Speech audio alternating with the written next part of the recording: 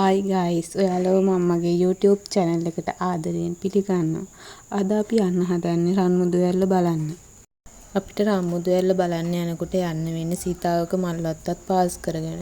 ඉතින් මම කලින් වීඩියෝ එකක් දාලා තියෙනවා සීතාවක මල්වත්ත බලපු නැති කෙනෙක් ඉන්නවා නම් ඒකත් ගිහින් බලන්න.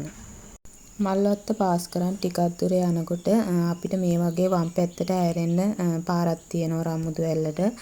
ඒක ඔයාලට ලේසියෙන්ම හොයාගන්න පුළුවන්. මේ වගේ පාලමුකුත් ලොකු බෝඩ් එකකුයි ගහලා තියෙනවා. යාළුවනේ අපි දැන් තමයි රන්මුදුවැල්ලට ආවේ. රන්මුදුවැල්ලට යන්න තියෙන්නේ මෙතනින්. එතන පාරක් දැන් හොඳට හදලා තියෙනවා. කලින් ඔතනින් යන්න තිබ්බේ රබර් වත්ත මැදින් චූටි පාරක්.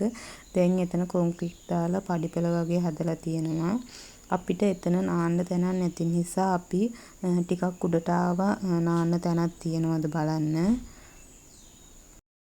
කියන්න හරිම දුකයි යාළුවනේ, රන්මුදුවැල්ලේ වතුර ඔක්කොම හිඳිලා. මේ බලන්නකෝ.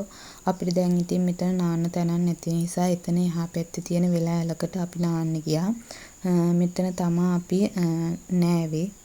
ඉතින් යාළුවනේ මට ඔයාලට කියන්න තියෙන්නේ මේ දවස්වල ඔයාලා රන්මුදුවැල්ලේ නාන්න යනවා නම් යන්න එපා. මොකද වැඩක් නෑ.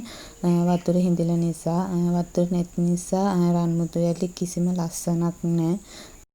අපි මෙතනින් නාලා අපිට කෑමක් කන්න මෙතන තැනක් නැති නිසා අපි වෙන තැනකට ගියා කෑමක් කන්න. ඉතින් මේ වගේ ලස්සන තැනකට තමයි අපි ගියේ.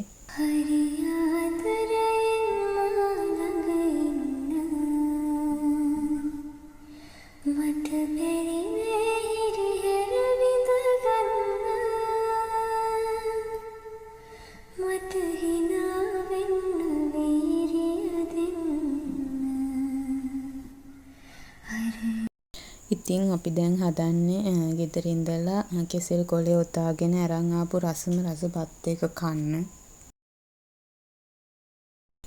ඉතින් යාළුවනේ මෙතන ඇලායිනේ වෙරළු ගහක් තිබ්බා. ඒ වෙරළු ගහෙන් මට වෙරළුත් කඩලා දුන්නා. අපි දැන් හදන්නේ වෙරළුත් කාලා ගෙදර යන්න. මං ආයිත් දවසක ඔයාලට ලස්සන vlog එකක් අරගෙන එන්න. එතකන් සතුටින් පරිස්සමට ඉන්න. ජේසු පිහිටයි.